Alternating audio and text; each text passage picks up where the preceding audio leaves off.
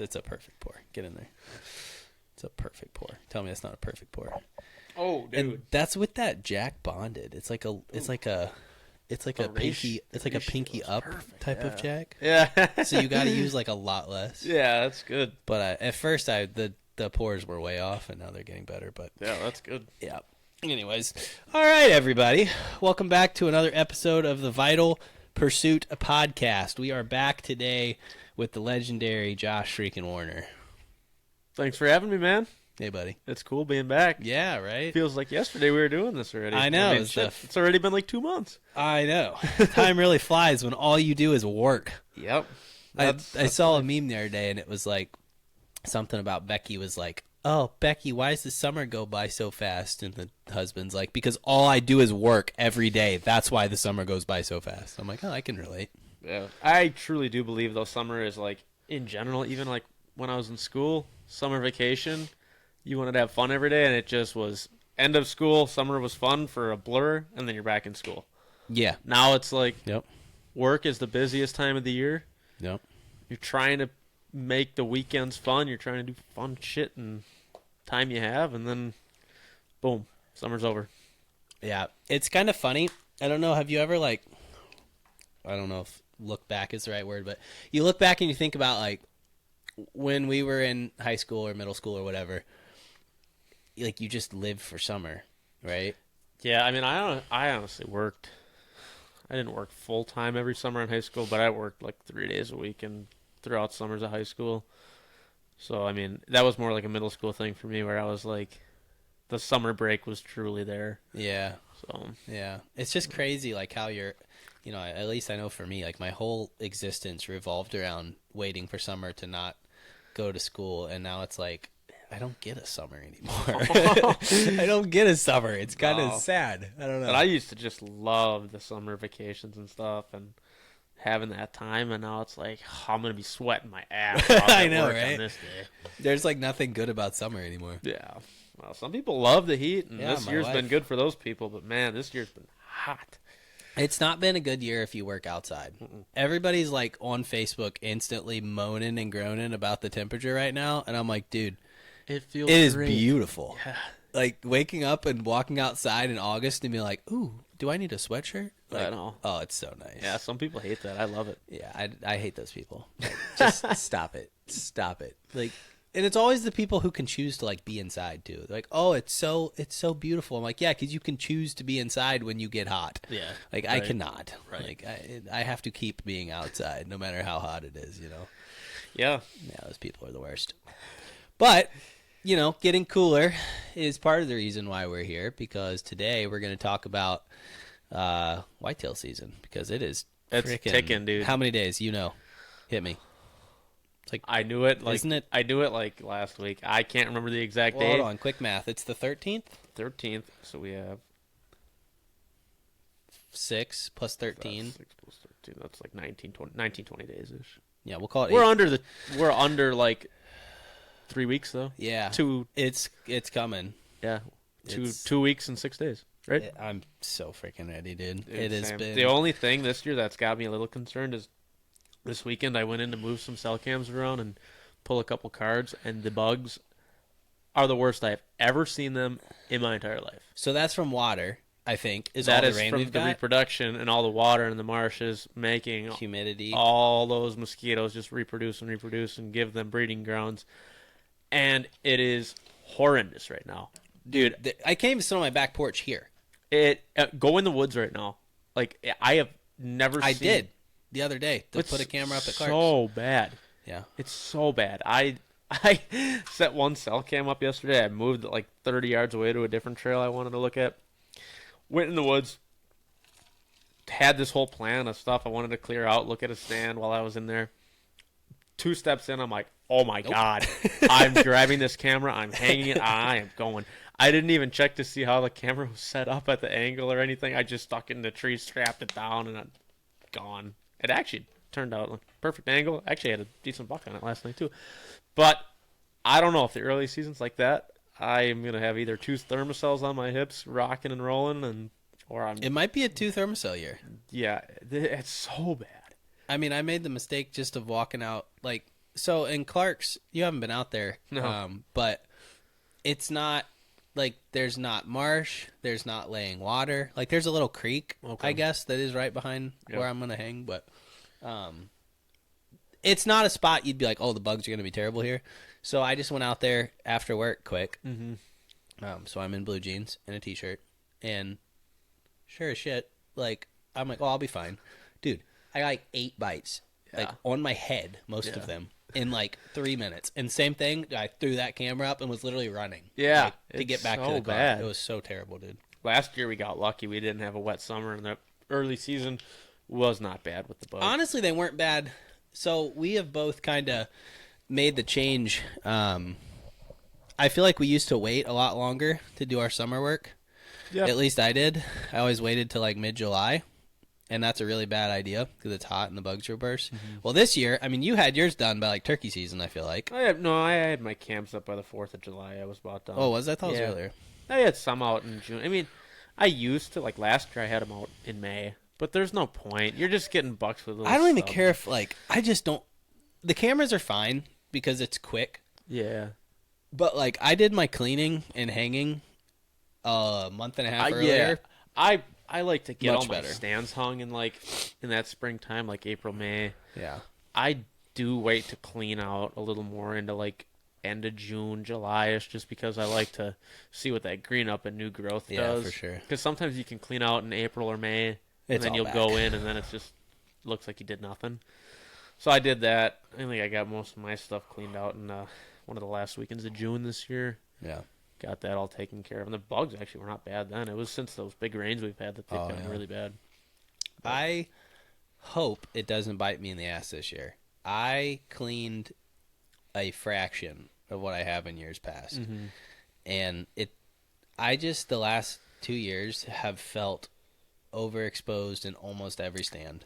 Well, you look at it one way though. Like you started doing more mobile hunting last year, and I mean the past like 3 years for me, that's one of the only ways I really hunt. I mean, Yeah. last year was like 80% of the time I was mobile hunting, and sure you have trees in mind that you have picked out that you want to hang in come season, but you're not like cleaning shooting lanes out of No. those. You're just going up and Make it climbing work. and make it work. Yeah. So It's kind of what I did with most of the trees yeah, this year. so you pretty much you take that in regards to your permanent setups. Like, Yep. why would you open yourself wide up? Like most of the times, unless you're hunting some seriously dense, like low-hanging brush woods or something like that, you can get away with a lot of stuff. And realistically, all you need is a split window to shoot in. Yep. A lot of times, it's bitten me in the ass before when I'm mobile hunting to not have a window, clean it out, but a lot But of times, also, you don't get a shot opportunity Yeah.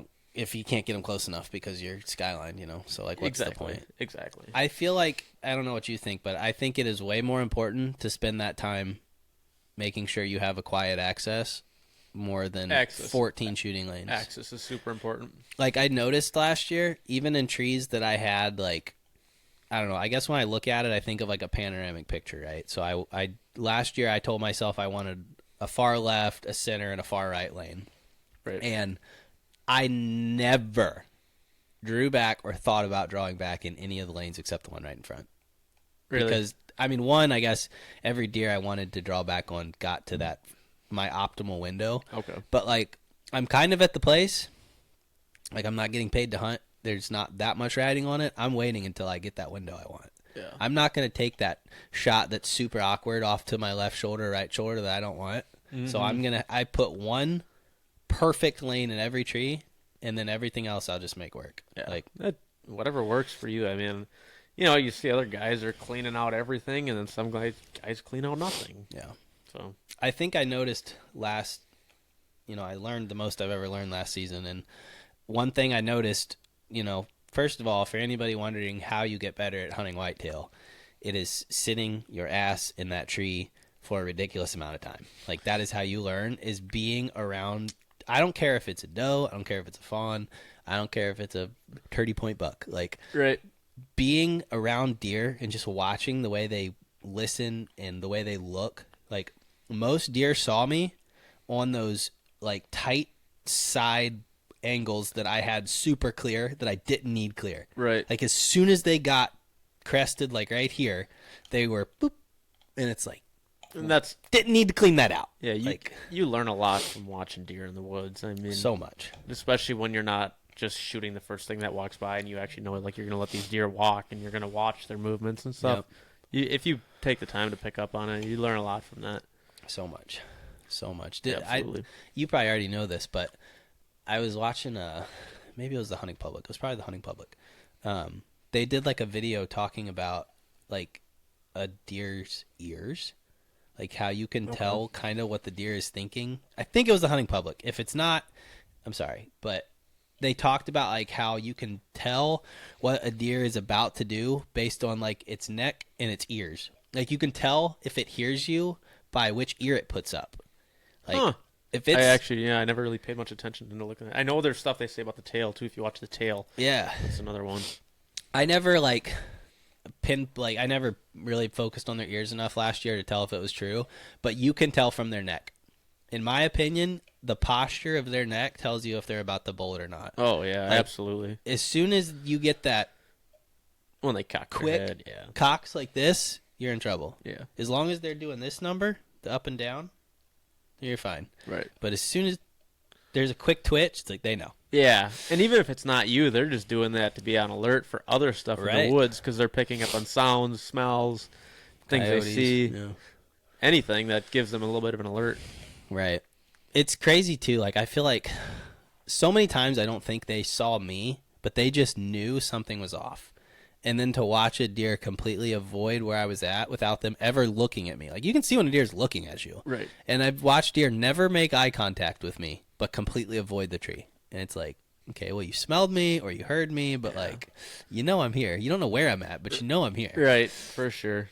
It's just crazy, man. I don't know. They're so smart. They're so smart. Smart animals. Even, like, I don't know. I think there's this misconception of, like, does being dumb. I'm like, dude, those are moms. Dude, I think moms aren't dumb. An adult doe that's trailing especially with two fawns behind her is so the smartest smart. deer, yeah. Yeah, that's what I noticed last year. Smart. Was how cautious they were, even as opposed to the couple big bucks I did see. Like, those does were way more cautious than those bucks were. Yeah, like early season doe, they're listening, looking, smelling. Yeah. Everything. I never would have guessed that until you think about it like a mom. Like when a mom's in a Walmart parking lot, her senses are like, poof, right? With her kids. Same thing. Yeah, I suppose that's one way to put it. Same thing. Yeah, so we're getting really close here. Obviously, the excitement is high. I'm not there yet on excitement. It's coming. It's going to hit me. Yeah. It'll hit me like the first morning I actually like walk out and it's cool and I'm going to hunt. Right. Like life is so busy now. I don't have time to get excited about it until I'm doing it. Yeah. It kind of sucks. Yeah. But it's coming. I'm in the same boat you are. I mean, there hasn't been much downtime to just zero focus on actually like kind of getting ready and no. I don't even have like I normally get all my gear, my clothes organized and all that stuff. Haven't done a thing yet. No. I was supposed to do all my like scent protection and washing last weekend. Yeah, I didn't do it. No. I'm gonna do it this week. No, I like to just organize and all my stuff and know what's all going on and pack the bags and do all that stuff. And even though it's not going to be used for 2 more weeks, I'm such a planner where I'd like to get that stuff done, and it's not done right now. It'll get done. Might be last minute this year, but it's not normal schedule for me. No, me neither. That's something we can talk about first. So I think we would both agree to this point, but we'll throw it out there anyways. So for me, we'll talk about a couple. You've been, in my opinion, really successful the last few years killing whitetail, and last year was a great year for the team, as I like to say, because I think everybody accomplished their goal, and that's when it's a good year, right? Oh, absolutely. I wanted to kill my first buck, got it. You wanted to kill a good buck that got you excited, got it. And your dad wanted to make a good shot on a good buck. Right. And he made the most perfect shot on a great buck. Yeah, he did. So, perfect year, right? Everything went great. So, coming off of a year that was successful, a smart person tries to figure out what they did right to duplicate, right? Yeah. So that's something I kind of want to go over is just talk about some things that we think we did right to be successful and some things looking back that we wish we would have done different to maybe be more successful or to avoid some problems or whatever, and we can recap good and bad things. But before we do that, speaking of success that you've had, I think I could be wrong about this, but I would say your real fire for big buck hunting, because, I mean, you've killed enough bucks in your life now that you're targeting big bucks. Yeah. And that's just the boat you're in. And I think that probably all kicked off with one particular buck you killed that kind of started that big buck fever for you. And I want you to tell that story. You don't have to make it an hour, but tell the story of that. We'll kind of go through a rough recap of, because I've always been a bow hunter. Like, I grew up, my dad was a bow hunter. That was his thing. Right. And then throughout my life, I've always bow hunted from the age of 10 on to now, and I always was successful. But there was a time in my life like where I prioritized duck hunting. Yeah, I was there. Still a phenomenal sport. I mean, it's awesome. Like, duck hunting is an adrenaline rush. It's awesome, just like any hunting. Right. I prioritized that though, and then for whatever reason, I just had a bug up my ass one year. I wanted to buy a new bow and really focus on trying to shoot a big buck. I had never shot like a big buck before this year. This was in 2021 that the bow hunting bug really hit me. And that was a Matthews, right? You bought? Yep. So that year in spring, I bought a Matthews V3. Yep, that's right. V3 27. Yep. Don't really recommend that short of a bow. No, we didn't know much. Didn't really back then. know. I just kind of bought it because it looked cool and it shot fast as hell. Yeah. But I bought that bow, shot a ton that summer, and I told my dad. And my dad's been bow hunting. My dad's been deer hunting, and since he's been just young, 12, 14 years old. I can't remember when he started, but forever. He's never really killed a big buck. Yeah. Like, he's killed some nice deer, like 120s, 124s, 125-inch deer. He's always killed deer, but he also grew up in that time where for many a years there it was see your first buck, shoot your first buck. Like, always he shot little ones, shot a couple decent ones. It was just, you get that first buck in range, you're shooting it. Yep. Which that was just the mindset back when he was in his 20s and 30s. Yeah.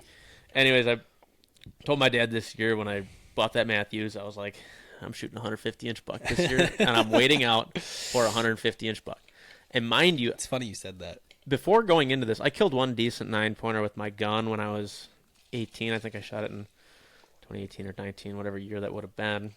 Killed like a 119, 120-inch 9-pointer with the gun. Never with the bow, though, had I shot anything above a little basket rack, like 6, 8, 4-pointer. Just little 1-year-old deer. So I told my dad going into this year, I'm like, I'm shooting a 150-inch deer this year. And I'm not shooting anything unless it's that. So opening weekend, we were up at our friend's property in Dodgeville.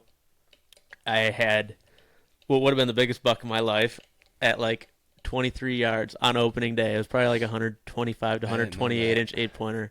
He's just milling around.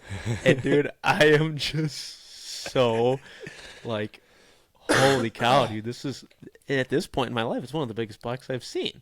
It's not a giant by any means, but it was a nice 8-pointer, and it still is one of the best 8-pointers I've seen. It was a nice freaking deer, dude. But I let him walk. Oh, bro. Because I was sticking to that. Like, I was so into it that year. And going into that, though, we did have some really good deer on camera, so I knew there was that potential to actually shoot a 150 that year. Yeah. So I wanted to just hunt it through and see if I could do it. So I let him walk. And I just didn't want to be done on September 16th or whatever it was. Just have that new bow that would suck a little hunt bit. for 4 hours and be done. So, yeah, he got the pass. And then I hunted a lot that year.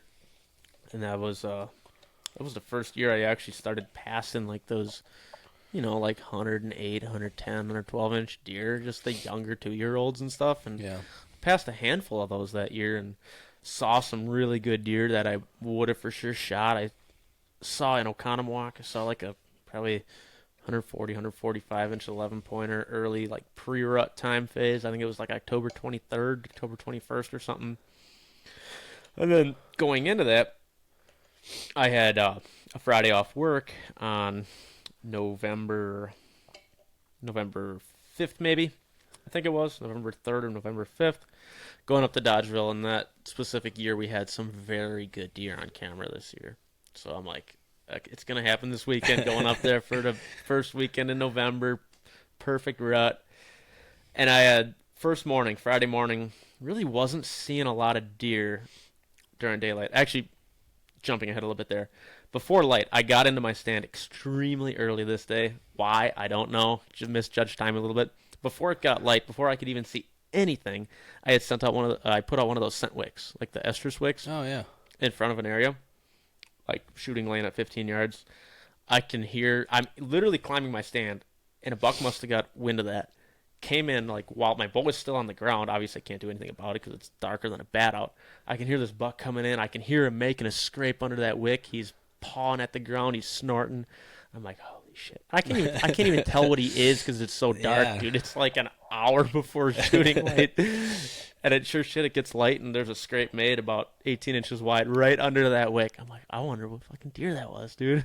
Still That's don't know. crazy, Never man. will know. I didn't know that. Yeah. That's crazy. Never will know. Really got light though, and I didn't see much activity. I saw a doe come in at like hour after shooting light, and then I had this little like spike 3-point thing come in at I think it was like 10 o'clock, and he hung around me for like an hour, dude, just sitting there milling around. I'm like, God, he not rutted up at all, just Right. stupid and eating shit off the ground. I look behind me, I'm like, I can hear some leaves crunching around, and there's just this giant buck just thrashing through the woods. I'm like, oh my God. Like, holy shit, that's the biggest buck I've probably ever seen in my life. So I grabbed my rattling horns, smacked my rattling horns together, just banging, grunted like 2 or 3 times, looking around, not seeing anything. Turned my shoulder this way, and then up on another ridge, like 90 yards away, I see probably a 170-inch deer. Like just a giant going away Holy from me, shit. though. I'm like, oh shit, what's going on in the woods right now, man? Right. So I'm like focusing on that deer. I'm like, am I going to see him again? Am I going to see him again? Kept looking that way. Never saw him again. Still hanging on to my rattling horns. Looking around. Take one look behind me then to where I saw the first big one. He's standing at 7 yards. Directly behind me. Bow's on the hanger. Antlers are in my hand.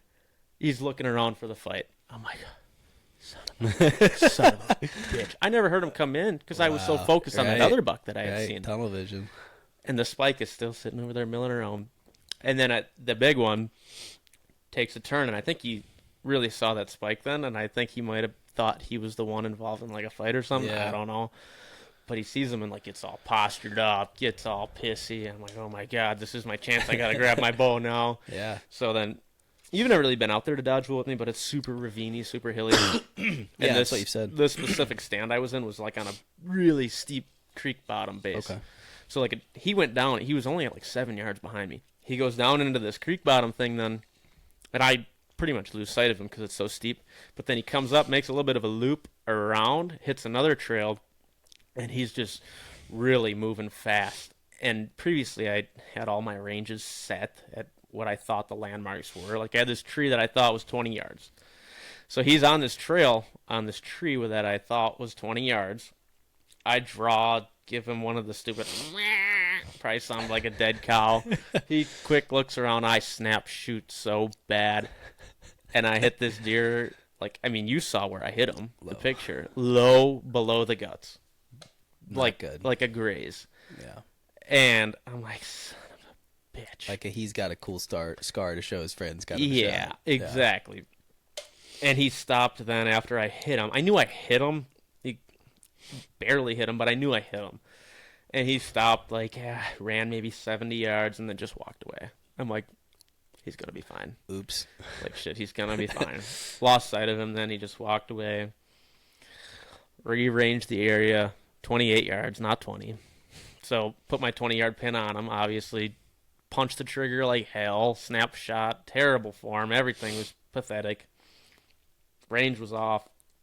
Just everything was just done too fast, and I wasn't prepared correctly. But that's how the rut is sometimes. Shit comes in fast, and shit happens out of nowhere. Right. So then I called my dad, asked him what he'd do. Like, in my head, I'm thinking, like, this deer is fine, and he's probably going to go find a doe in an hour. Right. But I got down, and surprisingly, where I hit him, there was a lot of blood. Like, a considerable amount of blood, like, right where I hit him. I'm like, how's that even possible? like, seriously? Yeah. And my arrow had blood on it, no guts, but it had a little bit of blood, not much. But the ground was fairly covered. So I tracked him for a little bit, and I just kind of had the feeling like I got to back out. Like there's no vitals there. There's nothing that I hit where that deer's going to be dead in an hour. Right, he's bedded somewhere. So went back, I don't know, probably 3 hours I went back to at the house, our friends that we stay at. I actually called a couple dog trackers to see what they would do and if anyone would come out. Called 3, actually. One guy did not answer. Talked to another guy who told me where I hit him is not worth coming out. The deer is going to live. There's no point in trying to find it. Right. The other guy told me he was out of town on a hunting trip for himself, and he couldn't make it out, which is understandable. But he also said, like, deer's probably going to live. So I went back out that night. I followed blood. This is probably going on 5 or 6 hours after I hit him. And to be honest, I thought I might have caught guts at the time, so I was a little hesitant on going in that early after a gut shot. I didn't know that I hit him under the guts, but I tracked him.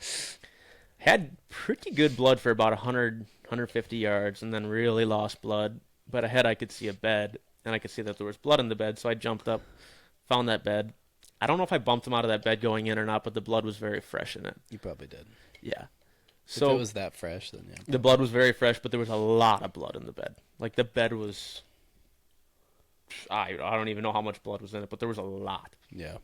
And at that point, I was already getting very close to the neighbor's property, and there was one trail going onto the neighbors where I'm like, I've never talked to them in my life. I really should go get permission, but it's getting late at night. So I just decided to go back to the house and woke up early in the morning and went to go talk to those people, and they were very, very nice and said, absolutely, do anything you need on our property. Nobody's hunting back there today. Always So so just nice. do your thing, man. Let us know if you need any help or anything if you find them. So I go back to that bed I found, which I had marked, and there was no blood after that bed, dude. Like, I was thinking right away, like, got clotted up. He's fine. He's onto another property doing his thing today. So then I just started grid searching. Grid searched everything. Came across literally like a freaking IV needle drop of blood on a leaf. So I followed it, kept picking up probably 40 or 50 yards worth of these little needle drops of blood. Yeah. Like hands and knees had to look for these drops of blood. Yeah. Like turned up leaves and stuff. And ended up actually getting on an area where the blood trail opened up again. And he started bleeding a lot. And this lasted, dude, like 700 or 800 yards probably. Holy shit. Of this blood trail that was not pin drops, a little bit bigger than pin drops, but, you know, sparse. And then I get to this hayfield, and I'm like, shit. I'm not going to find blood in a hayfield, man. How am I going to find these little pin drops? So I called my dad. I'm like, dude, I think he's just bleeding because he's cut. I don't think I caught something that's going to kill him. He's like, just keep looking, man. Like, pick an area where you think he might have bedded and just look in those areas. He might have died in a bed. Because he did lose a fair amount of blood at this point. Like, Yeah, we're going for like 1,000 yards, dude. I mean, he's still bleeding. He's not caught tracked up. him a long time. Right. And I mean, it's a fairly large hayfield, so I'm looking at it like, where do you start? Yeah. Like, where do you go? So I walked directly, made a line across to the other woods that same neighbor owned. I'm like, I'm just going to walk the wood line up, find trails, see if I can just pick up that little speck of blood on a trail again. Yeah. Get to the other side of the woods. I'm not seeing anything. I'm not seeing really any fresh tracks, no blood, no nothing. Called my dad again. I'm like, it's over, man. It's over. So I'm hung up. I'm thinking, shit, this is just it. I got to get back in my head. I got to hunt. I got to find another deer. Just go to another spot and do it. Dude, I looked up from where I called my dad. I looked up 30 yards. I saw antlers sticking up in the middle of the hayfield. I'm like, shut up, dude. That's not my buck, is it? That's just a dead one. I walk up to it. I'm like, dude, that's my buck. Died in the hayfield, in a bed, right in the hayfield. Middle of the hayfield. I was like, that explains. I've always wondered why your picture with him was in the middle of a hayfield. Yeah. And little did I know that hayfield was actually like the way it looped around. Never really realized it. It was like 120 yards behind the guy's house, the neighbor guy. Oh, So I went to go get him. He drove his four-wheeler up for me, picked him up, drove up to my truck, dropped him in the truck for me. No drag. I was like, holy shit. So you had cut. I had literally grazed his belly, all white hair. There was like not even an entrance and an exit. It was a long graze. It was a cut probably 4 inches wide along the belly. And I looked at the anatomy. There's an artery that connects the heart to like the tail, to the rear end of the deer. And it runs under the stomach lining. And I caught that artery.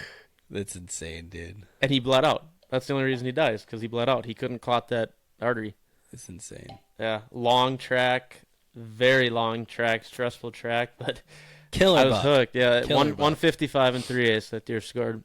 The captain. So, yep, that was my biggest deer and going to be very hard to beat. Not a story that I'm proud of the way I shot That's that a cool deer, story, though, dude. but to recover that deer after, I called the one dog tracker back, and I'm like, hey, Guess I found what, him, because dickhead? he told me though, like, if you find him, let me know. But Yeah. I'm not gonna be able to come out. I don't think the deer's gonna die. I showed him a picture. I'm like, you son of a bitch. You did.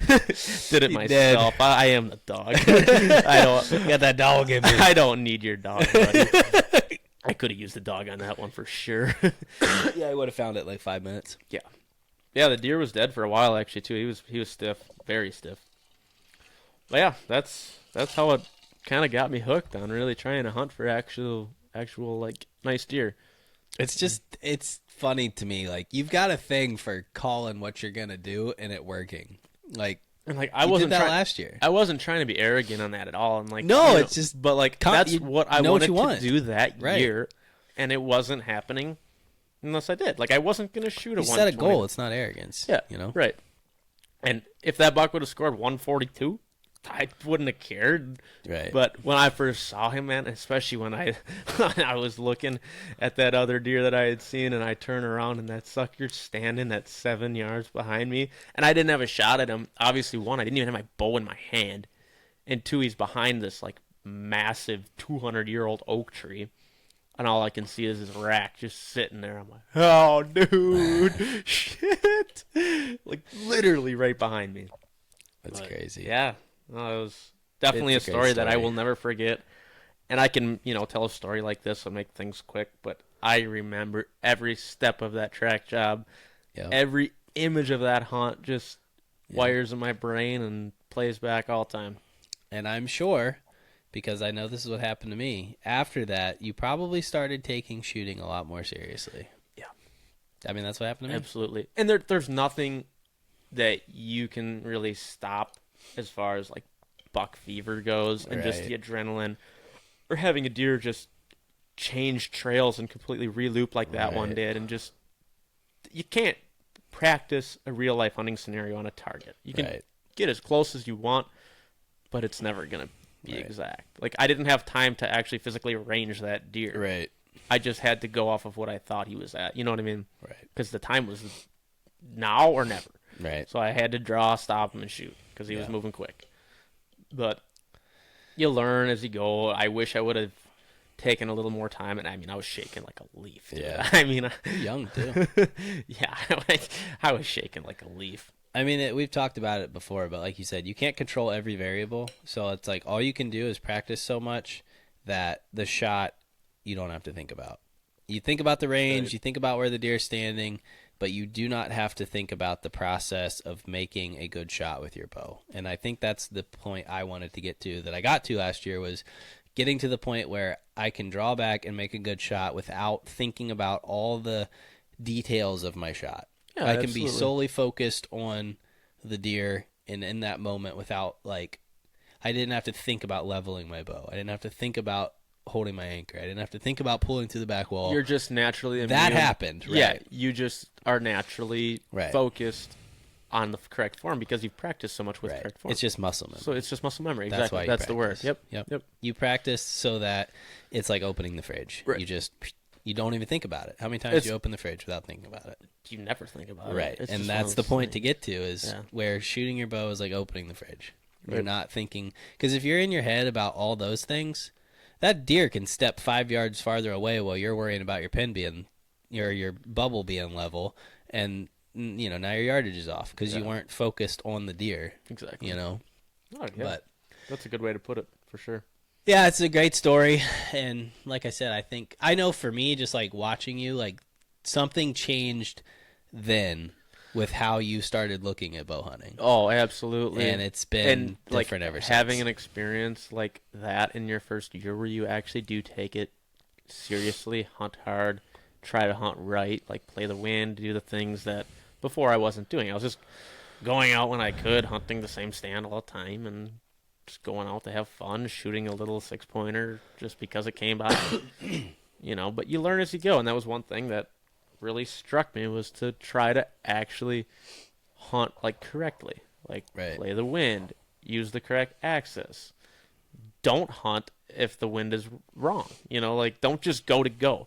And I, still a couple of years ago, even after killing that buck, I would want to go just to go because I had the time.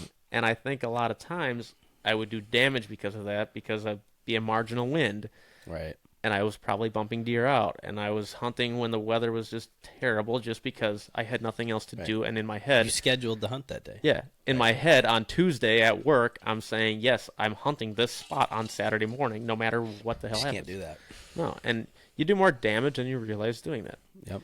And, jumping ahead to last season, the buck that I had killed, I knew that buck was living on this property and using the same trail almost daily for like 2 straight weeks, almost daily, in season, in daylight.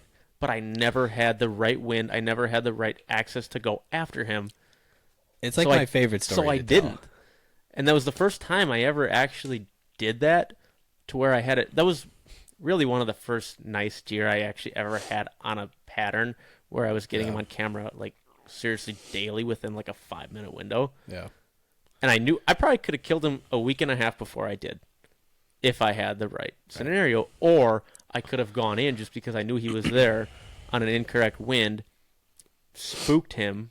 Right. He smelled me, and he never came back to that trail again. Yep. I never would have seen him, never would have killed him. Right. But what I did on that one is just postpone my time a little different, hunted different areas, or just didn't hunt. Yep. Just to try to not ruin that situation. And finally, I needed a west wind for that spot. And we had, I don't know if you remember last year, we had a ton of east wind. Yeah. It was terrible. Every stand is set up for west wind. Yeah. And I had one tree that I could get my lone wolf hung in the specific area in the marsh. It's a very grass-based buckthorn marsh with not a lot of tall trees. So there was one tree that I picked out, and I needed a west wind. And a strong west wind. Yeah, and I couldn't get it because, a lot of marsh grass, a lot of twigs down on the ground. I made a ton of noise coming in. But I had it finally. And oh, my girlfriend will laugh at this one. She was actually on a vacation up north with some friends, and for like a long weekend, like Thursday through Sunday. And she was coming home. I think the Packers actually played at night on that Sunday. And she was like, "We gonna watch the Packer game together?"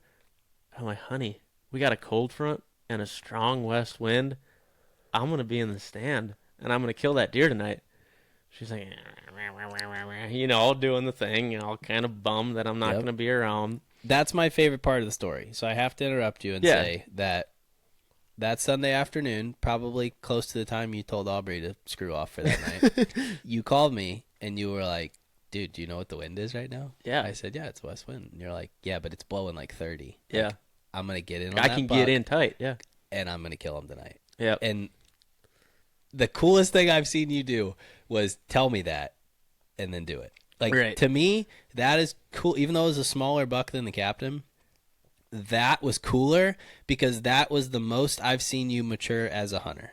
Like, that is hunting.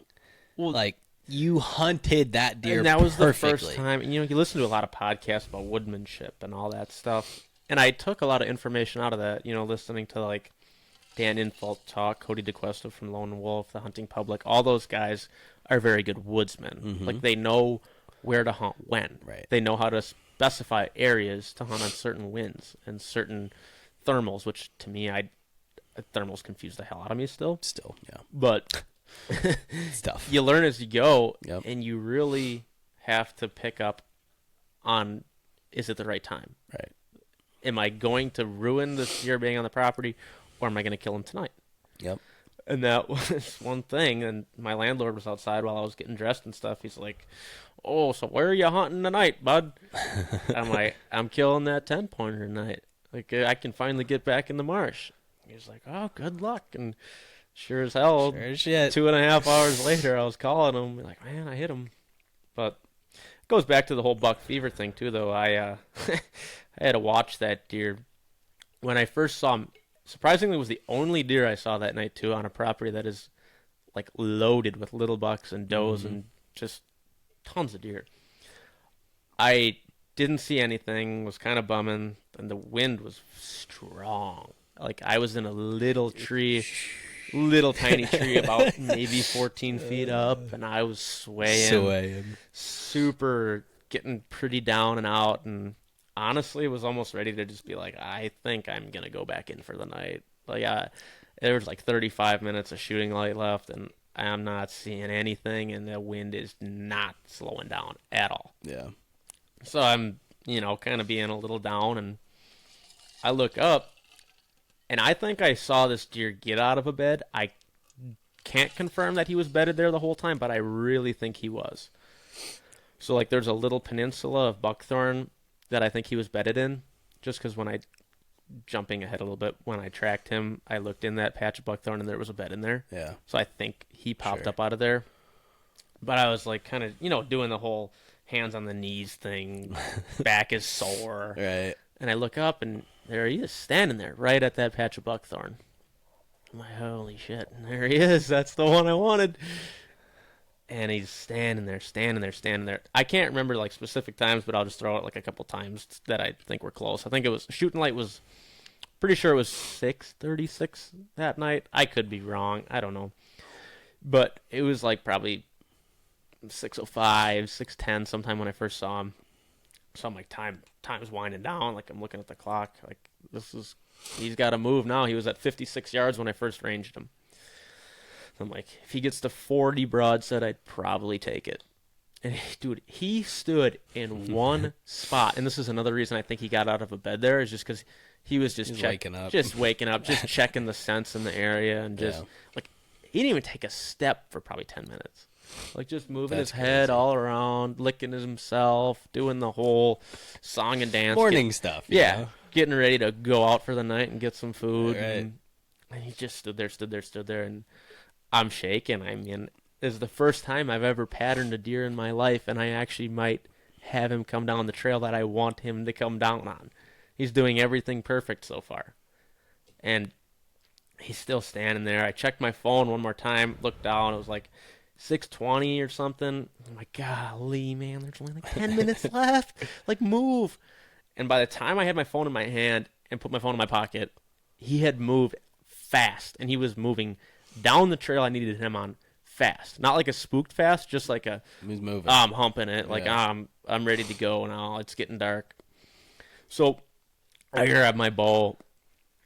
I ranged him at like 36, and I needed him to take a little bit of a turn down this trail, which was 32.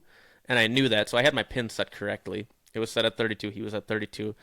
And the thing I really screwed up on, and that really made me punch the trigger on this shot, I stopped this deer before I drew my bow.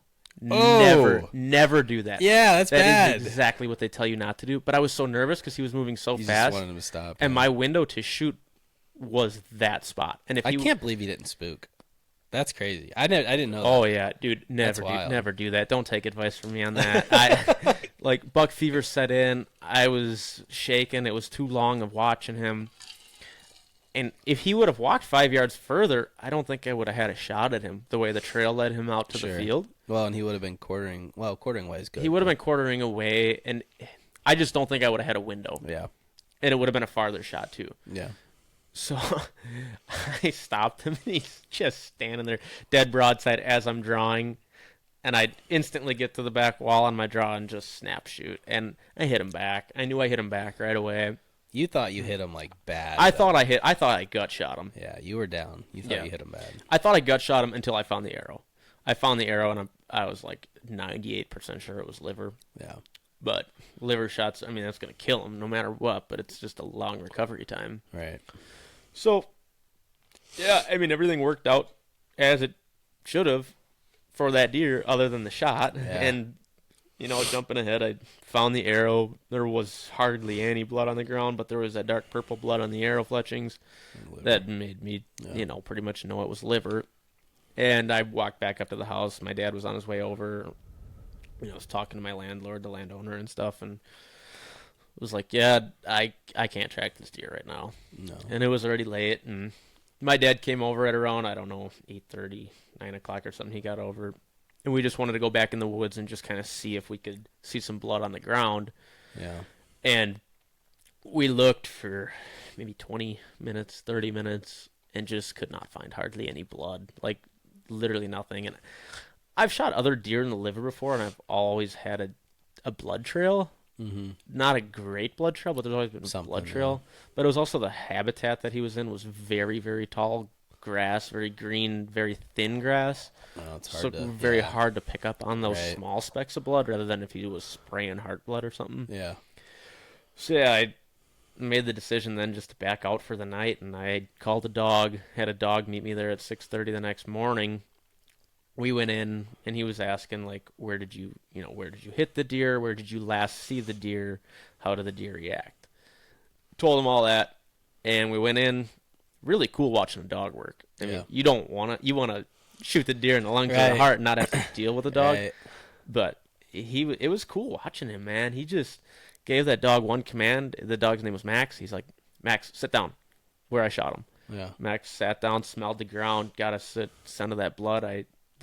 The tracker took my arrow, and there was a lot of blood on the arrow, so he had him smell the arrow. Sat there for maybe a minute, and then he's like, Max, go.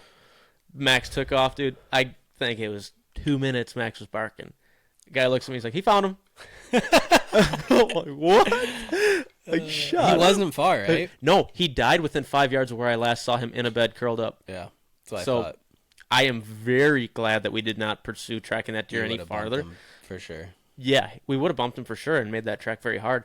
But he realistically only went like 80 yards from where I shot him. Yeah. And died in that bed. How long That do they first- think he'd been dead for?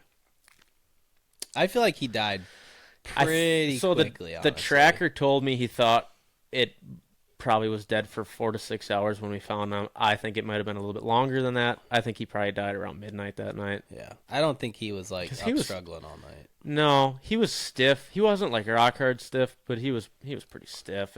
But the blood, he was still a little warm inside. Yeah. I don't know. It's hard to say. But either way, at 10 o'clock the night before that we went in, he was alive. Yeah. No doubt.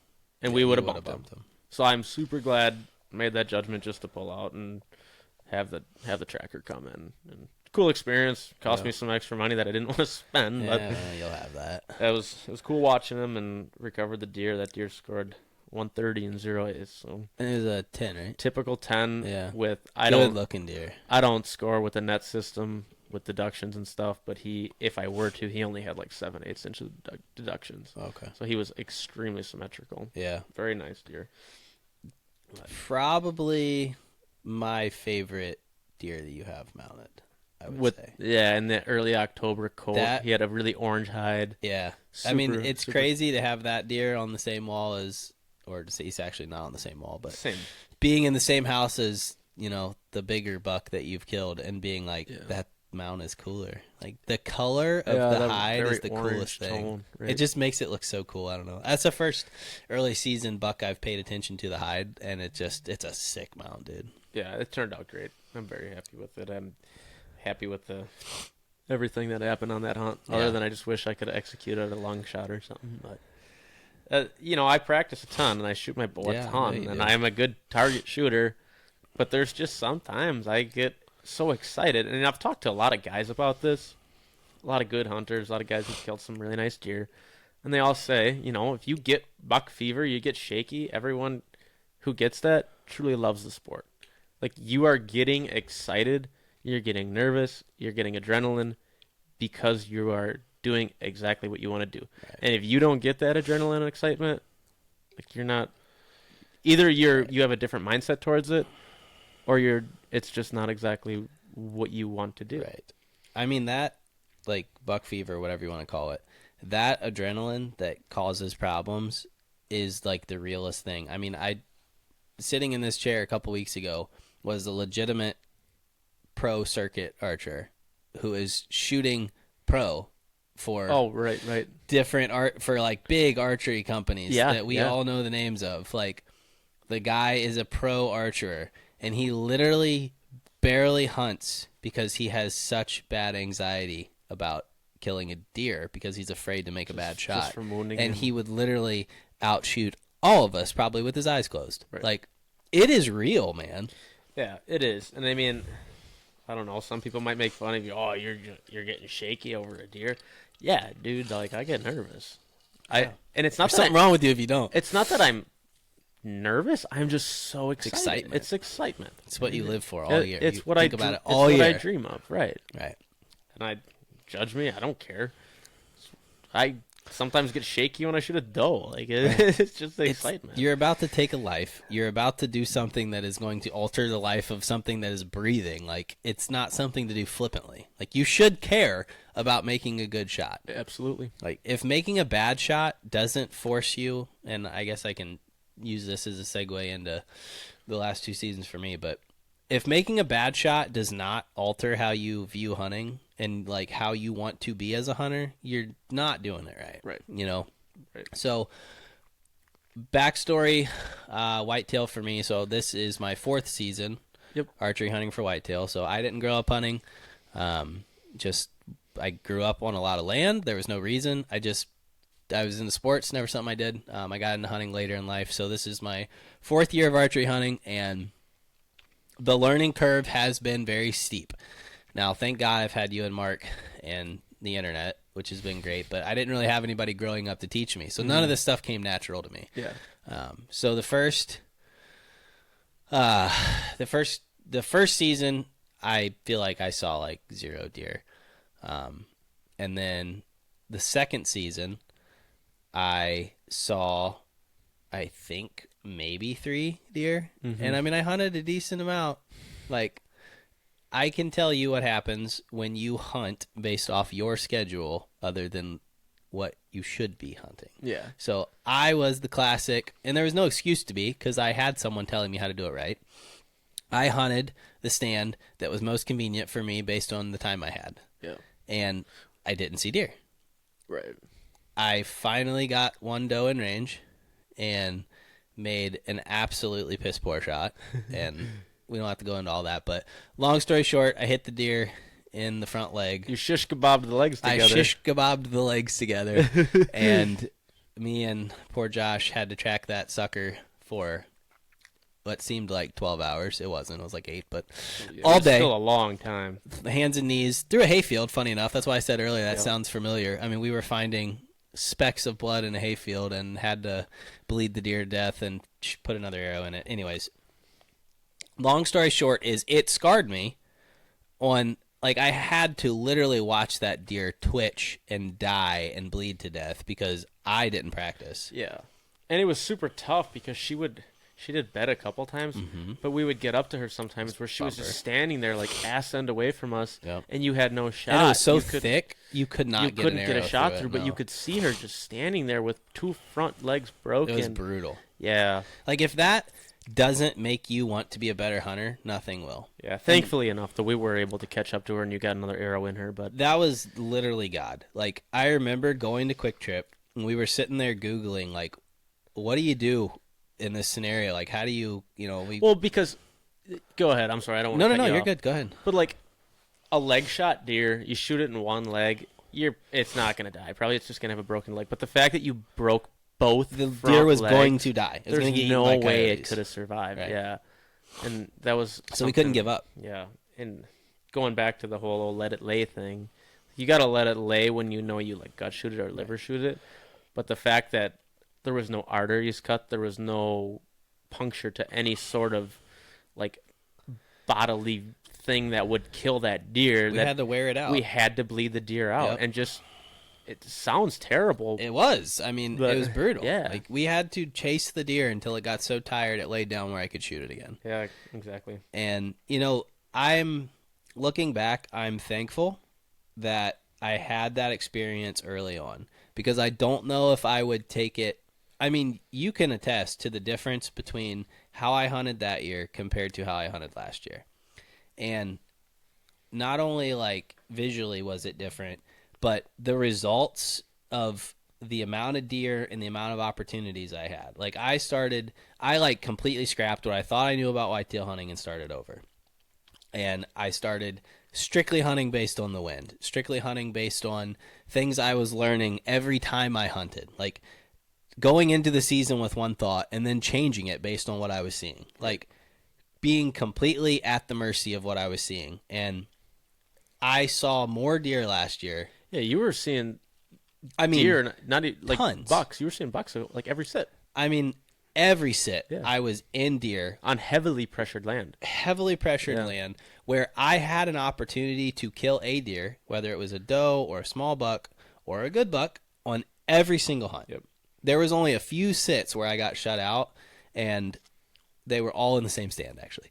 But, yeah. So, you know, long story short, I guess, for me is last year was the coolest year ever because I got to watch myself become a hunter and not a guy who sat in a deer stand hoping a deer walks by. More and there's a woodsmanship. big difference. Yeah.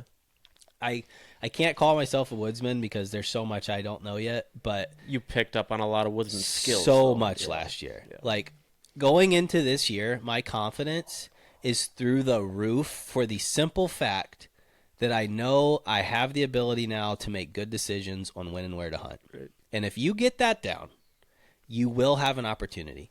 I mean, I had the opportunity last year. So just, I mean, the stark contrast from going to having one opportunity to shoot one doe to the next season, I had an opportunity.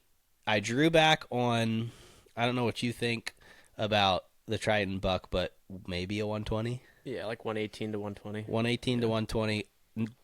But he had a lot of Very points. nice buck for me because we're in the early stages here. So a buck I would have loved to kill. Had an opportunity, drew back on that buck. Didn't take a shot because I didn't feel good, and then did get to take a shot at probably another 110. That deer was probably more like 122 to 124. He was probably 18 inches wide. Okay, so again, my scoring's not great yet, but another really nice buck that I had been hunting. Like I was hunting that buck. Like I was going to that stand to specifically kill that buck. Now I didn't have him patterned, like knowing exactly where he was going to be, but I knew he was in the area because I was getting him on camera consistently, about 105 yards probably away from where I was sitting. So I knew he was close, right? Yeah. And, you know, I went in to hunt that deer and did have an opportunity to take a shot at that deer. And that's another story we'll get into in a minute. But, you know, just the stark contrast from having one opportunity through an entire season to shoot one doe to having an opportunity to kill two different bucks that I wanted to kill, and then eventually killing a buck, you know, a spike, but killing. It was like a 4 or 5 point. Hold on, 4.5. Yeah, one might be in it. I've called in my young years. I would call that a 5-pointer. All right, we'll call him a 5. To having the opportunity, most importantly, to kill my first buck and make a really good shot. Yeah. And I'm so happy with how it all went. Right. And I wouldn't change it other than not missing the 120. Yeah. But I mean, regardless of that, though, too, like, you could have killed other bucks. Like I passed 6 bucks that like same 4 size. corns and little, like, 3-pointers and spikes and stuff. Like, for your first buck, like, you were being very patient, and you were just hunting. Right. And I'm so glad I did that. Yeah. I could have killed that exact same size spike within the first 2 weekends. Yeah, right. I did not, and I would not have learned what I learned. Yeah. So, you know, looking back, I wouldn't change the way I hunted last year.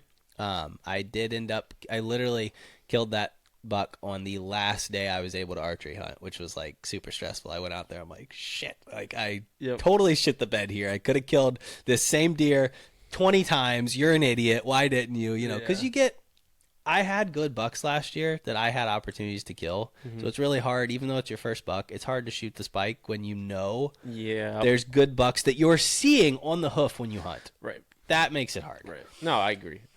And, so brief recap of the miss. And this was on a season when I shot my bow more than I've ever shot before. Like double the amount. I was shooting really well and still made a bad shot. But so long story short, the best sit of my life, I saw that big buck. Yeah, the Big 10. That Big 10, and I saw that I call him the Big 6. He was only a 6-pointer, but He was a 7. was he a 7? Yeah. Really?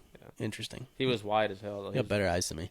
Well, I had him on camera 40 times. Well, I've been calling the Big 6 Big 6 for 2 years now, and he's a 7. But anyways, he was a 6 2 years ago. okay, so I was right then. We'll say I was right. Yeah. So long story short, awesome sit, and not only did I see those two, but probably 5 or 6 doe and another small spike here and there. Just an awesome sit. Like from 4 o'clock until shooting light, which I don't know when it was. Not even gonna guess. Probably around 7, but. Nothing but deer. I mean, there was not a time in those 3 hours when there was not a deer like in shooting range, which was so cool. The funnest sit I've ever had. Saw the biggest buck that I've seen on the hoof ever, which changes your life when you see a big buck. That deer was pushing 160 on the hoof in real life. Yeah. It's like you're hooked. Like, so I have this weird thing, quick rabbit trail. You talked to a lot of guys like you who really got hooked when you had like a really cool hunt. I got hooked after the worst season I could possibly have, which is so weird because you wanted to be better. I made the worst shot you can make on a deer, didn't see any deer, walked away with 1 doe that I barely killed, and I was hooked. Like, all I can think about now is bow hunting. Yeah. Nothing else other than turkey. And it's just funny how my brain works. But anyway, so back to the hunt. Best sit of my life, and it's like 20 minutes, maybe 30 minutes before shooting light. I had texted you and been telling you what a freaking incredible night I was having, and I'm like, but I was really frustrated because this particular stand, the bucks like to go hang out about 45 yards directly behind you where you cannot shoot them or see them. Yeah. And they just stand there and beat the shit out of trees and make you like just want to die because like they're rutting behind me. Yeah. But there's not a good way to like hunt back there. Like there's really not a good tree. I've looked. I mean, you could, I guess, hunt it on the ground, but whatever. It's difficult with the tall grass. It's difficult. So I'm just sitting there being frustrated, looking at the doe and the spike standing under me like, that deer's not going to come around here. Like, there's no chance. And I didn't have a camera next to this spot, so I didn't really know if they ever even came in front of this tree. Okay. Like, they always just go around that back corner. Gotcha. I had never actually seen one walk out where I had a good shot. You know, it's just I was hanging in the only spot you can really hang right there, right? Yeah. So, long story short, it's like cut down to maybe 15 minutes before shooting light. It's getting dark. Like 15 minutes before light is like, you know, not easy. And I hear the footsteps coming, and I'm like, a young hunter in my mind, like that sounds like a bigger deer than the deer I'm hearing walking right below me. Like, should probably get my bow down. Right. Because I wasn't holding my bow because I wasn't planning on shooting the deer that were below me. So I get my bow off, and sure as shit, dude, I look over to the right, and I mean, he was coming hard. Yeah. And I don't know why, because I didn't call. I never called once.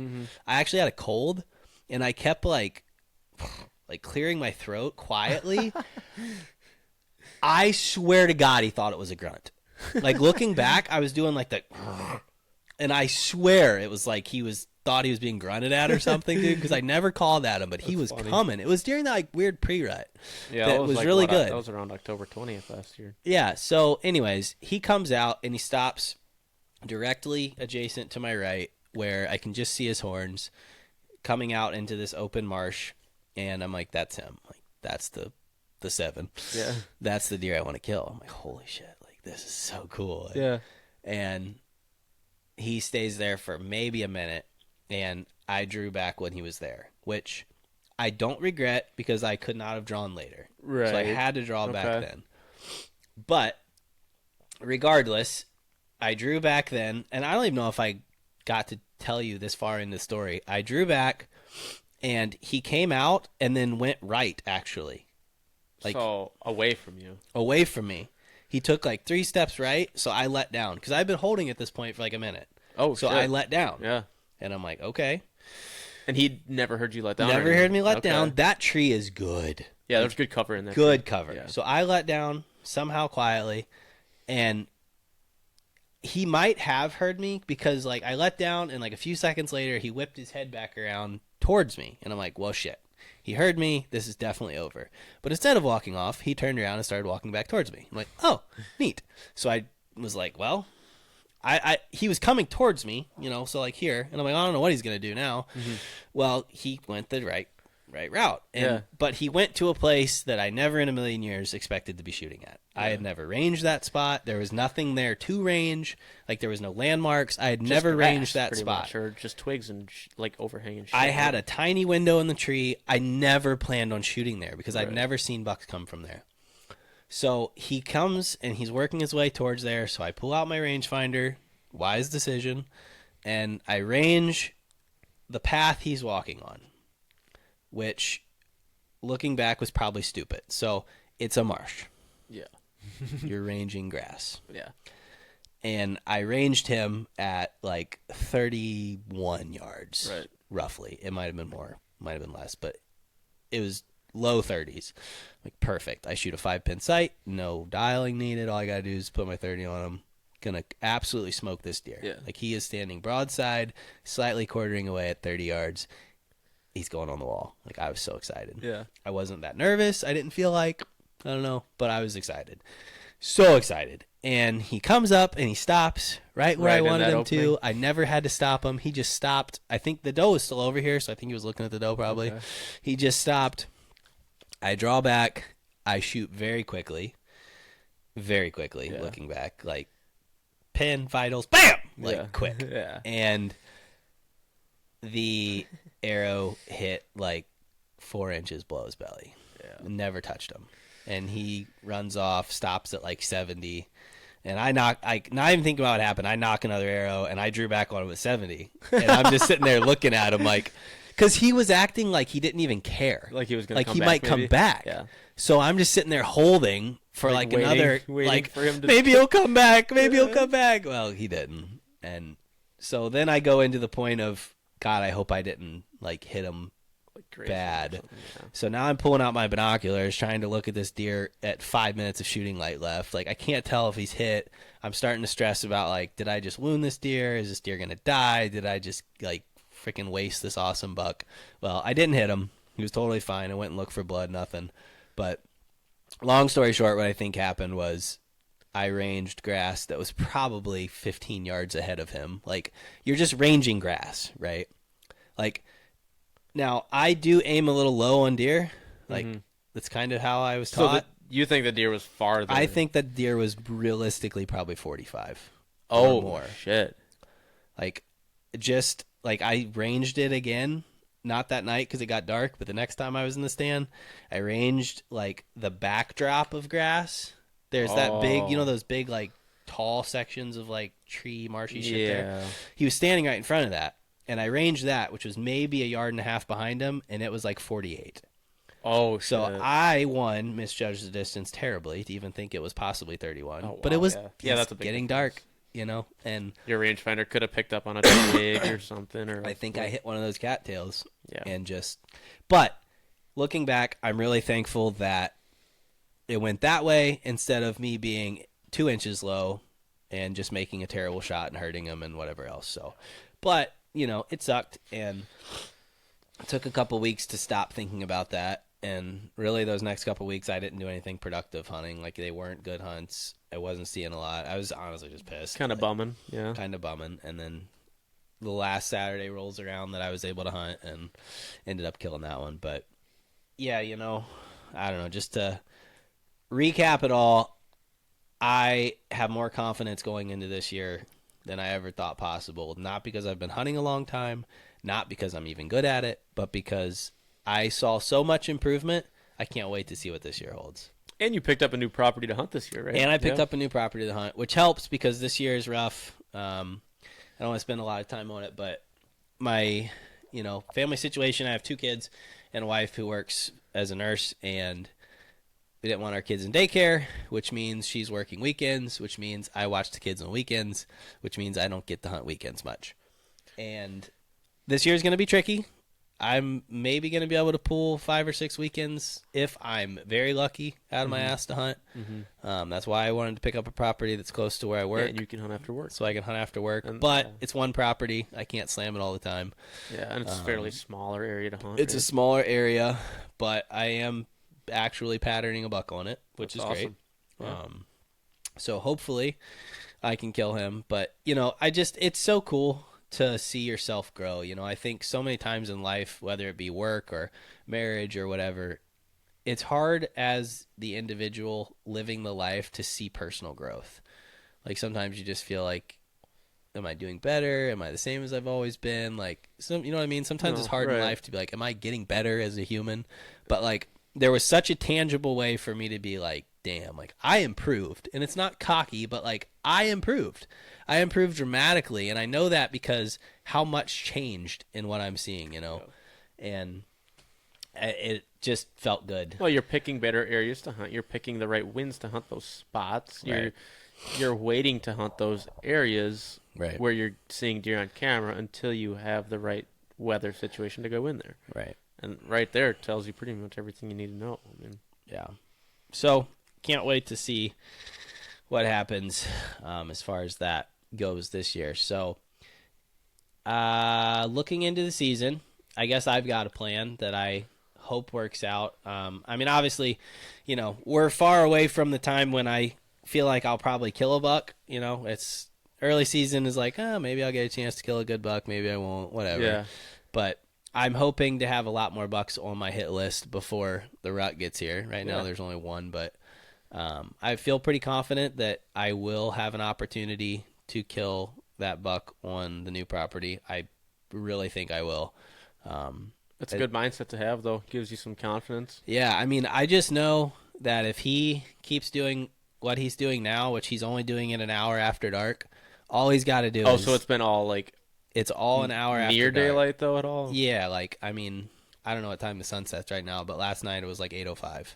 It's got to be very close. So... Very close. He is already close to daylighting a couple times a week in the same spot. Yeah. So I think I'll have a really good chance to kill that buck this year. As far as the other main property I hunt on, I have a handful of bucks I'd love to shoot, but I've seen them all once. Just once, yeah. So I'm not even thinking about any of those bucks right now. I just kind of want to get out there and see what's going on. But hopefully that's the plan. I shot we're calling him a 5-point last year, so anything. My goal this year, which I don't know if I've told you my goal is 8 or bigger.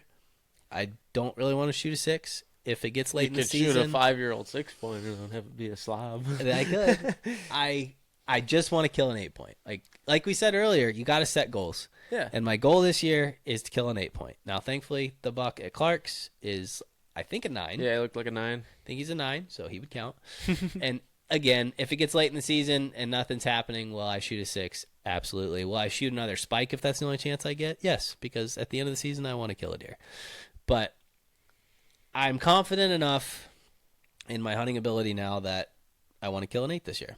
So that's the goal. There's plenty of them I've seen on camera already. We're going to try to do that. I don't know how much I'm going to get a hunt. It's going to be really important for me this year to hunt smart. Yeah. I do not have time to go sit and hope I see a deer. Right. I have to hunt a deer when I hunt, or it's not going to happen. It's a good way to look at it, yeah. Which, honestly, that's the mindset I need to have every year, is every time I hunt, I need to have a plan to kill a deer. Right. A specific deer, or, hey, I'm sitting tonight to kill a doe because there's a million doe in this spot, and I'm sitting to kill a doe, or I'm sitting to kill this deer. Right. And I have watched you hunt that way. I've watched other people I respect and look up to hunt that way, and those people are successful by hunting very specifically. Yeah. And I don't have a choice but to hunt that way this year because I'm just not going to have the time. Thankfully, it's only for one season. I sat last year for like freaking 90 hours or some crazy amount of time. And this year's not going to be that way. But Yeah, sometimes that's better though. Less pressure on your areas might make the deer more comfortable there. Yeah. I mean, I can't hunt. Like, that new spot, I cannot hunt it much. Like, I've talked to people who hunt in the area. They say the deer are extremely, extremely skittish. Like, Really? yeah, I talked to Tyler, and Oh, okay. Tyler hunts down the street, Okay. and he was like, "You cannot overhunt that." He's Okay. like, "I'm not saying you should listen to me, but do not overhunt it." Okay. He's like, "I have overhunted those properties, and they will be gone, and you will not see them again. So I have got to hunt Yeah, the perfect they're win." smaller clumps. Right. I mean, Yeah. it's 80 acres total, But like, and I'm hunting 7 of it. yeah, 80 acres of mostly field. Of open fields, Yeah. right. Now, I have corn to my back, beans in front of me, Which the corn can be better. and yeah. pumpkins. Pumpkins. which- That's I probably eat pumpkins. start stomping on them Yeah. things. So, again, I'm really confident about the spot, and we'll see what happens. Hopefully, we'll be having a podcast in a couple months talking about how I killed them. Talking about how you got them. Yeah, that's my plan. Hunt smart, hunt very efficiently. Do not waste any time that I get to have in the woods because it's going to be limited. You know, I was really down at first. I mean, you know that better than anybody because as soon as I get pissed about something, you're the person I text and say, "Hey, I'm pissed about this."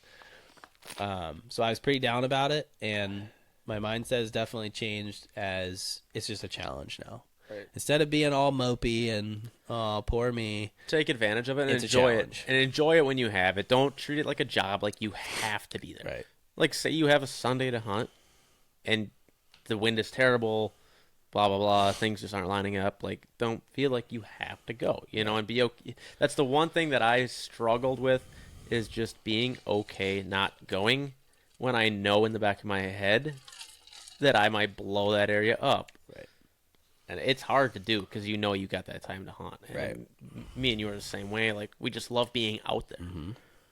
But Right. you being out there on that specific day might do some damage as far as, all the deer knowing they're hunted. Right. Is it going to ruin the actual chance I have 2 weeks from now when everything's perfect? Like, you got to look into the future a little bit Right. and, think about it. But, I mean, by all means, you got to take advantage of it when you can, if you got the right scenario. Right. It eats at me knowing like for the first time in 4 years, I won't be hunting opening morning. Like, And that's all right, though. I can't, and I mean, opening morning sucks. it sucks ass anyways. I mean, every the year. Bugs are bad. It's hot out. Right. But it's something in your mind. It's just that jump to the season, like, we are here. Like, Right. it's the season. I'm here. You're go. in a tree. Right. You're getting attacked by mosquitoes, and 20 minutes into it, you're like, this is Why am stupid. I here? This is stupid. I'm getting a suntan. This is dumb. Right. There's a guy hunting geese behind me in Yeah. the field with one decoy. Yeah, it's early Yeah, season. it's just hot. It's miserable. Yeah. So what's your plan? What's your plan this year? I know you've sent me a couple bucks that I would cry if I shot. And Yeah. yeah, So, what are you thinking? What's your plan? What's the goal? right now, I really don't. I mean, we're still to that point where if deer are around on September 1st and we're like 2 weeks away from the season, then I'll start getting excited. Because it seems like to me, I don't know if other hunters or other properties like have noticed this, deer lose their velvet, and that'll start more of a fall pattern, and they will change their pattern. Whether I lose that deer off the property or he moves to the other side, whatnot. I mean, I just noticed September 1st is like the deadline of where I get a lot of deer out of velvet and a lot of deer change their areas. Yeah. So right now there's a fair amount of deer that are very nice deer behind the house where I'm renting on that property. There's probably like 4, maybe 5 deer that would very much so tempt me as far as being like in that high 120s, 130s mark. How many acres is that property? 120. Okay. 120 There's with a like lot of good deer on like 120 acres. 70 some huntable though. A lot of marsh. Okay. There's 40 hardwoods, 40 marsh, 40 ag. So there's 80 huntable acres about, and you could still hunt some of the field That's a lot edges of good too. deer on 80 acres. Yeah, there's a fair amount of deer. I mean, there's a lot of deer out there, but the one that is coming by the most, and he's already actually out of velvet right now, and I do notice that I'm getting him less and less. I don't know if that's just been the weather lately or what, but he's a nice mainframe 10-pointer. He's a 3-year-old deer, which I kind of told myself I was going to try to hold out for a more mature deer this year. But he's cool. He's got like 2 eye guards off the front of his main yeah. beams You below the showed brow me him. tines. Yeah. You got like 2 little hooks that come up, and they're probably about 2 inches long. It's kind of cool. Yeah. So he's a 12-pointer. Very nice deer. He's not super wide, thin tined. He'd go like 130 probably. Like, Sure. I don't know if he'd be much bigger than the one I shot last year as far as score wise, but he's a lot of character to him. Yeah. Very tall tines. Gets probably, you excited. Probably only like 15 and a half, 16 inches wide, which I mean decent, but he's got probably 10 plus 11-inch tines. I mean, very nice tine length to him. The other one on that property that I would be thrilled to shoot is Slub. very, very heavy, tall tined. I think he's a 9 or 10 pointer on. He's got one weird brow tine on one side that like didn't grow. Yeah, it's it's like weird. 1.5 inches, maybe an inch out of velvet. I don't know. It might not even score. But the other one on the other side's like It's like 10 inches dagger, long. dude. Yeah, really I know. tall brow tine. Very heavy looking deer. He's probably in that mid 140s mark. Yeah. Very nice frame to him. So he's got me excited, but he just doesn't show up a lot. I mean, I've had him on camera at night in an alfalfa field, averaging maybe like twice a week, but at night I'm talking like 1 in the morning. Only have had him in daylight twice actually in the past month, which really means nothing being in summer, I guess. So see what happens in these next couple weeks. I do get him like every week in that field, so he's still in the area. Whether he leaves or not, I don't know, but that would be the deer I go after out there. Would like to start seeing a little more closer to daylight activity from him, just so I could kind of get an idea of where he's bedding. I'm assuming the alfalfa field is his main food source right now. Yeah.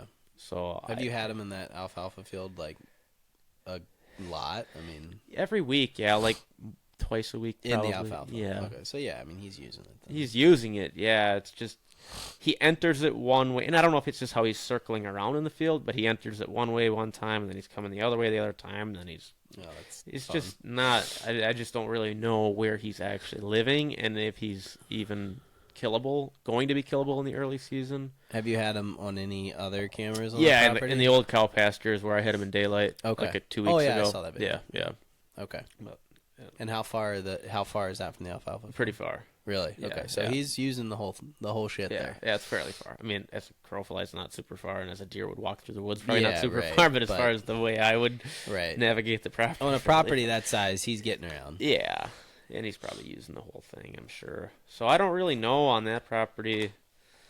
I don't really know what to do, and that's my most huntable property, just because I obviously live on it. I'm gonna have the most time to Right. commit to that spot. Don't really have a very confident, like, early season plan there right now. I don't know if I want to burn a tag early on like 125, 130 inch deer this year, just because I want to try to shoot something bigger than I shot last year, which that 130 mark would be my goal. Yeah. Probably I would like, I'd like to upscale from that again, and hopefully, you never know. I mean, push comes to shove. I'm Right. just happy to be in the woods and harvest whatever I get a chance to. Right. But you get the whole season to hunt. I don't think I want to be done in September this year Yeah. on something that's smaller than what I shot last year.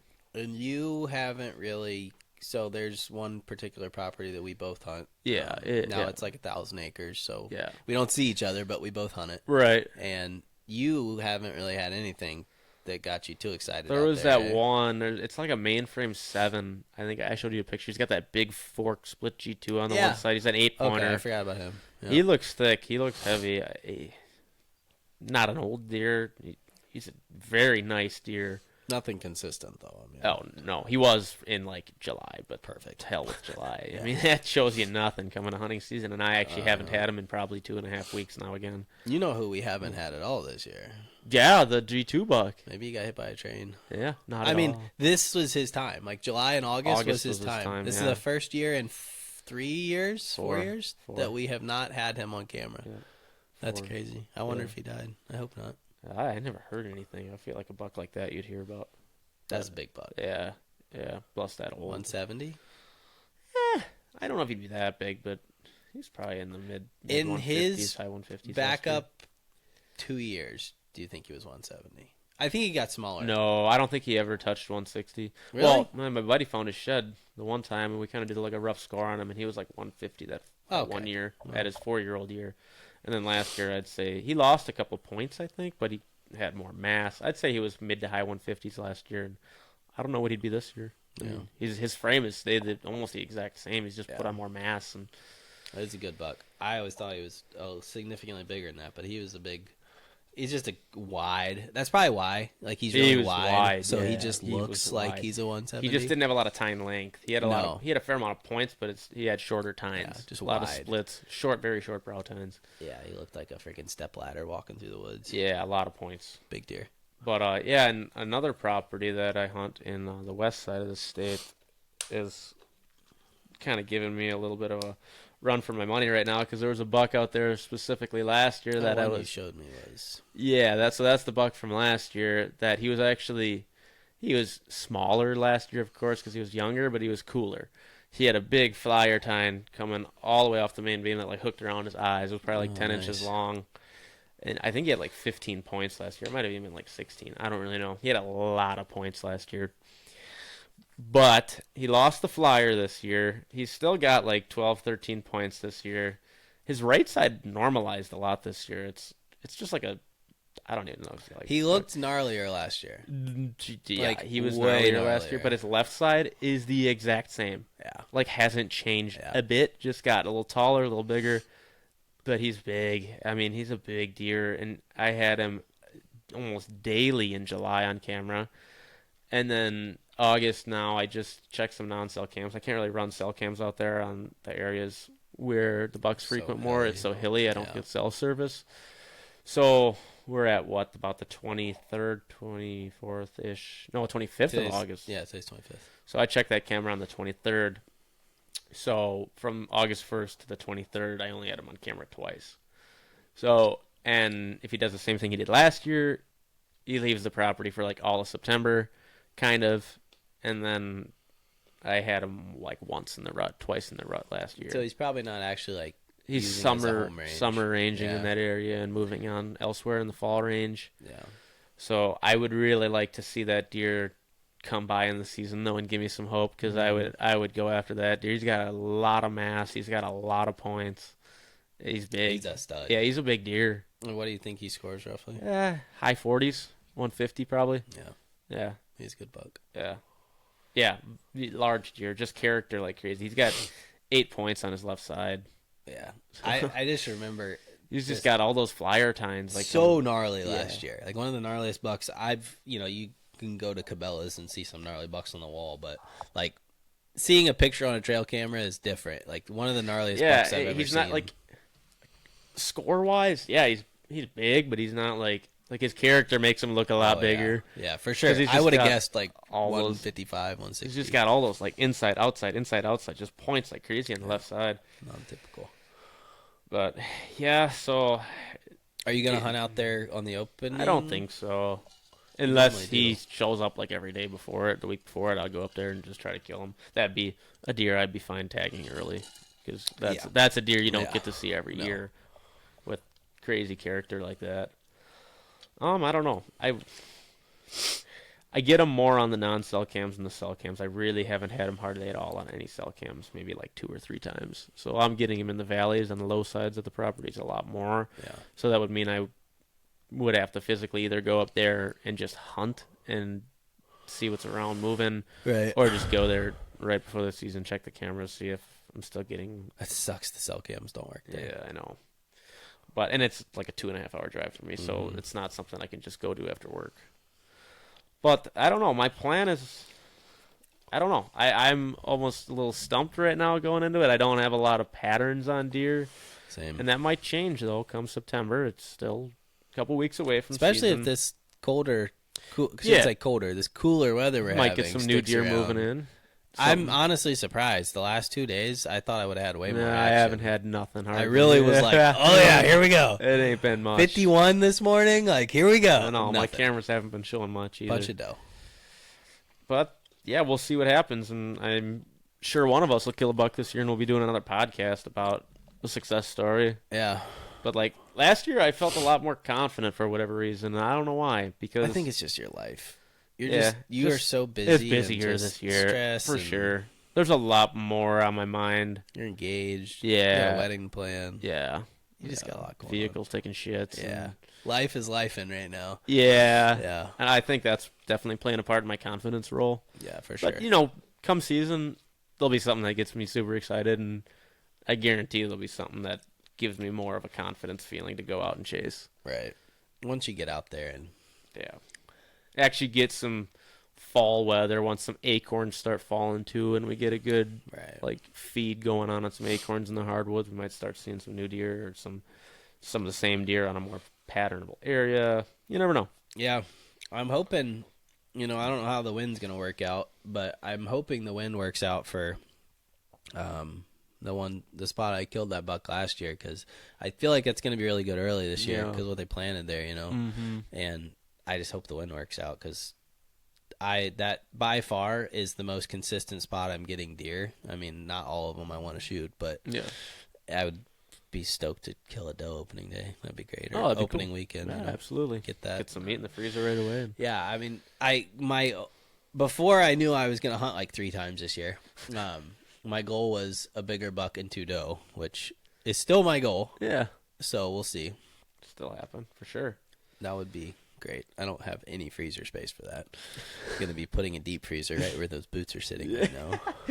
Yeah, that would work. And I'm gonna kill a 500-inch elk at least. So world.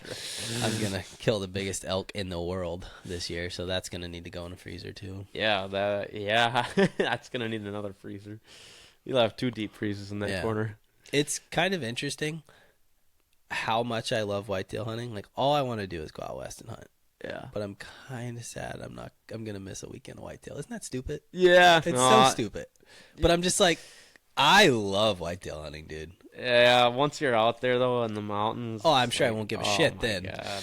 I mean, I'm sure I won't give a shit then, but I'm ready for a western archery hunt, dude. Oh, yeah. We're going to do it here in the next couple of years, but... Archery, that would be I can't wait. Dream. We're doing it. God, yeah. Tentatively 2028.